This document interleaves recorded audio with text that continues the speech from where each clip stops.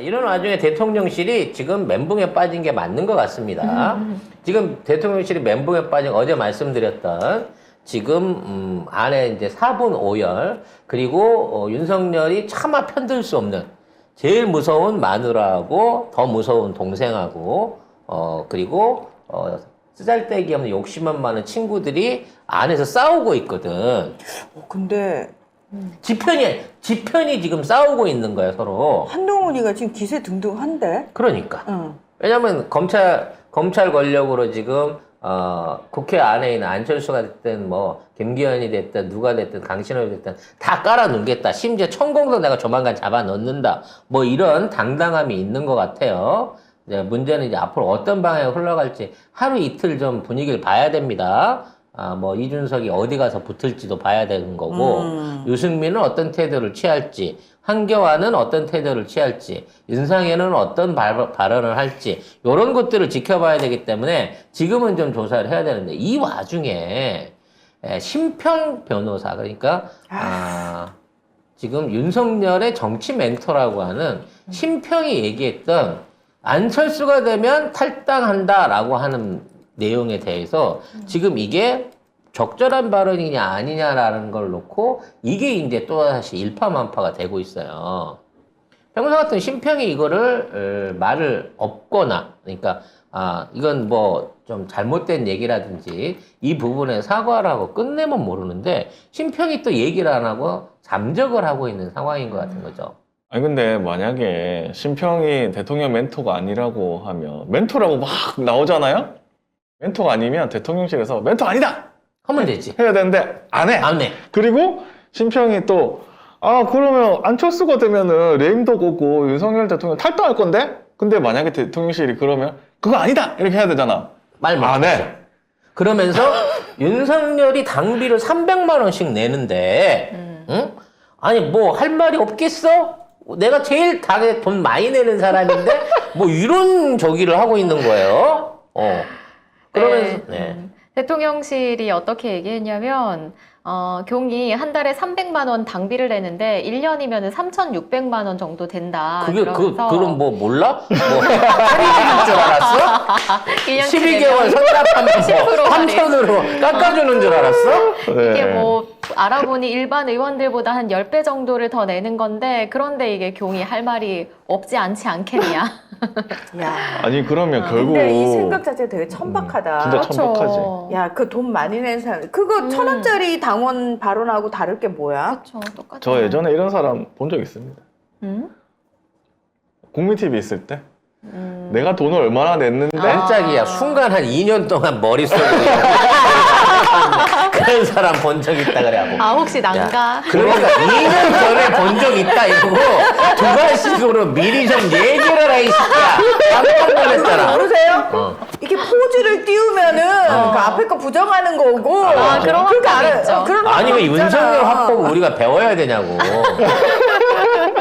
아니 근데 이게 진짜 천박한 인식이죠. 당비를 내면 그러면 안철수가 당비 더 많이 내면 더 그렇지. 얘기하면 돼? 이제 야, 국진당은 당비 많이 내는 순서로 그냥 정하면 되는 김건희 거야. 얼마 내는데? 나 500원 낼 거야. 나 500원 내고 나 말한다. 이거 똑같은 거 아니야. 아니 김건희 500원어치만 하란 말이야. 이씨. 김건희는 얼마를 내길래 초선 의원들 때까지 다 집에 부르고 집합시키고 하느냐고 얼마 내는데? 당원도 아니잖아. 당원일지도 모르지. 당원인가? 그건 뭐 확인을 안 해봤으니까. 근데 내가 보기엔 민주당 당원일 가능성이 높을 것 같아. 자, 그럼 여기서 이제 우리가 어저께 강신업 관계를 설명했던 것처럼 그럼 심평에 대한 발언. 잠깐 그거 가기 전에 이렇게 하면은 대통령실이 뭐를 인정한 셈이냐면 대통령이 당에 개입했다는 소리를 인정한 꼴입니다. 네. 이거 뭐냐? 이거 박근혜가 보면은 진짜 빡칠 일이에요. 자, 박근혜 이게 2018년 11월 28일 기사거든요. 공천 개입 박근혜 전 대통령 징역 2년 첫 확정 판결. 이거 윤석열이 국정농단 중에 하나로 들어갔던 제목이 윤석열 수사한 거예요, 이거. 그리고 얘는 팀장 있을 대놓고 때. 내 위주로 치러야 된다라고 얘기를 하고 있어요. 이런 사실이 있는데 대통령실 이거를 오케이 했다? 그럼 2년 추가. 윤석열 2년 추가. 그래서 이 심평이라는 인물에 대해서 우리가 좀 이해를 해야 됩니다. 결국 심평이라는 인물이 대통령의 멘토라고도 하고 심지어 김기현의 후원회장이에요. 그러니까 지금 김기현을 밀고 있는 윤핵관의 마치 정신적 지주 같은 느낌이 있는데 그럼에도 불구하고 말하는 발언은 전혀 지금 윤핵관하고 같은 물에서 노는 사람이 아니라는 거지. 그럼 심평의 발언은 어떻게 이해를 해야 되냐? 심평은 김건희가 윤석열을 조종하기 위해서 꽂은 멘토라는 거죠. 즉 대통령의 멘토로서 자처를 해왔고 그 입장에 대한 얘기를 쭉 내왔는데 지금 심평이 하는 얘기는 윤석열을 생각해서 하는 얘기가 아니라 김건희를 생각해서 하는 얘기라는 겁니다. 그렇기 때문에 대통령실이 심평 얘기를 부정을 못하는 거예요. 즉 대통령실 입장에서는 지금 심평이 저런 얘기를 하는 거는 너무 당연한데 시기가 적절하지 않은 거야. 지금 이 분란이 나고 있는 상황. 저거는 심평이 하는 말이 다 맞아. 그리고 이건 김건희가 좋아하는 멘트이기도 해. 김건희 옛날에 김명수 기자 녹취록 한번 떠올려 보세요. 원래 이명수 기자. 이명수 기자. 네. 원래 우리가 문재인 대통령 지키려고 한 거였잖아. 그래서 민주당에 들어가려고 했었지. 근데 지금 그럴 입장이 안 돼가지고 지금 우리가 나온 거잖아. 요런 식으로 얘기를 했단 말이야. 그리고 이 모든 것들이 나중에 어떤 주의로 가느냐.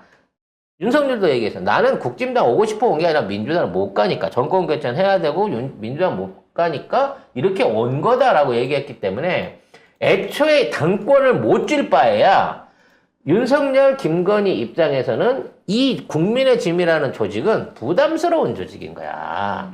필요 없는 조직인 거란 말이지. 그러니까 내가 원하는 그림대로 되지 않으면 지금 국짐이 존재할 이유가 없는 거야. 그렇기 때문에 국짐에 있는 윤핵관들이 나는 이제 윤핵관 권성동을 비롯한 장세동 같은 애들이 전부 다 윤석열을 위해서 열심히 하겠습니다라고 윤석열한테 충성할 것 같지만 그렇다고 하더라도 걔네들이 충성을 해야 되는 사람은 윤석열이 아닌 거야. 김건희인 거란 말이거든. 따라서 김건희 입장에서는 지금 있는 상황에서 안철수가 이게 김기현이 되더라도 김기현이 만일에 자기 말을 안 들어주고 김기현이 약속한 대로 공천권 다 내려놓고 대통령 시킨 대로 안 한다고 치면 그때라도 당을 깨버릴 수 있는 놈인 거예요, 지금. 즉 현재 있는 대통령이 정치에 개입하면 안 된다, 공천에 개입하면 안 된다, 정당에 관리하면 안 된다는 개념이 아예 없는 무개념인 거야. 난 대통령이니까 옛날에 무슨 그 당 총재 겸임했던 것처럼 국진당도 내 맘대로, 나 원하는 대로, 나 하자는 대로 돼야 되는 거지. 그게 조금이라도 어긋나면 나 국진당은 필요 없어라는 생각을 갖고 있단 말이에요. 결과적으로 선거를 누가 이기든 지간에 예를 들어 김기현이 이기든 안철수가 당연히 깨지는 거지만 김기현이 이겼어도 그 권한이 윤핵관한테 넘어가서 공천권을 윤핵관이 행사하려고 하면 이 당은 또 깨진다는 겁니다. 김기현의 승리와 관계없이. 김기현과 윤핵관의 완전한 복종을 원하고 있는 거예요. 근데 이걸 알고 있는 새끼들이 지금 누굴 잡았다? 한동훈이랑 손을 잡은 거야. 그러니까 지금 김건희 입장에서는 이것들을 어디까지 손을 봐야 되는 거지? 애초에 원초적으로 그냥 성렬이 오빠 데리고 탈당해갖고 신당을 만들까? 신천지당을 하나 만들까? 요 생각, 아니면 천공당을 하나 만들까? 지금 요 생각을 열심히 계산을 때리고 있을 거라고요. 어느 쪽이 자기한테 유리할지. 결과적으로 이 지금에 있는 우리나라 정치는, 제왕이 아니라, 제왕의 품에, 제왕의 치마폭으로 제왕을 싸고 있는 보이지 않는 이인자 김건희가 원하는 구상대로 되지 않으면 안정적으로 돌아가지 않는 구조인 거고 김건희가 이 욕심을 안 내려놓고 있으면 윤핵관이 됐든 한동훈이 됐든 김건희를 제거할 수밖에 없는 거예요. 윤석열을 제거한다는 건 정권을 내려놓는다는 얘기이기 때문에 지금 윤석열 정권 하에서 실세로 행동하고 있는 김건희를 죽이지 않으면, 총선 전에 죽이지 않으면 우리가 갖고 있는 모든 권력이 공중분해돼서 날아간다. 김건희는 지가 못 가지면 남도 못 가지게 할 놈이다라는 부분을 지금부터 깨닫기 시작했을 거란 겁니다. 김건희를 죽인다. 어떻게 죽인다는 거죠?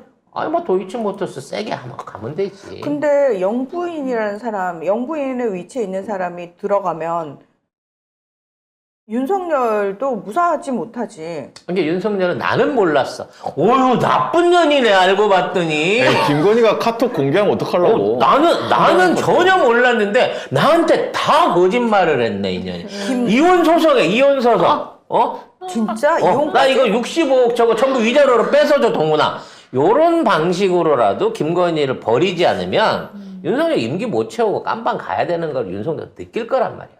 김건희 입장에서는 카톡을 공개해봤자 언론이 안 써주면 끝나는 건데. 소용없는 거지. 물리적 증거 없다라고 우겨버리면 끝인 거기 때문에 지금 김건희가 버림받는, 김건희가 코너에 몰린 이 상황이 이번 정권의 절반을 붕괴시킬 수 있는 상황이라는 거야. 그러면 여기서 이제 김건희가 한 수 접고 들어갈 것이냐. 안 접지. 파국이다. 김건희는 파국이 나더라도 버티기 때문에 문제는 이제 윤핵관이나 다른 세력들이 김건희한테 권력을 나누자 내지는 뺏으려고 하는 세력들이 공멸을 각오하고 같이 등느냐 아니면 김건희한테 모든 걸 넘겨주고 이 정권을 탄소호흡기를 안 떼고 그냥 이어가느냐 이 결정을 해야 되는 상황까지 왔다는 거예요 현재로서는. 너무 꿀잼각입니다. 지금 정말 꿀잼각이긴 해 사실. 이렇게 건희가 정말 강렬한 욕심, 이런 아집, 이 센터주의를 이렇게 주장하게 될지 생각을 못했어요.